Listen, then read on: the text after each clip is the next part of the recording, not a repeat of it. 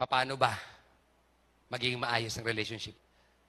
Become the kind of person the person you're looking for is looking for. Huwag niyong sabihin, ganito mo ako napulot, tsagain mo ko. Ang gusto ko po sa asawa, pasensyoso. Di dapat pasensyosa ka. Pastor, ang gusto ko pong mapangasawa, mahal si Lord. Dapat mas mahal mo si Lord.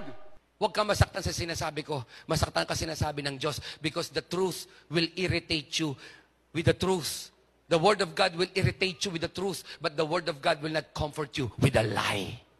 Sinasabi ko sa iyo ito para maging masaya kang katulad ko, sabi ni Jesus, so that your joy will be complete.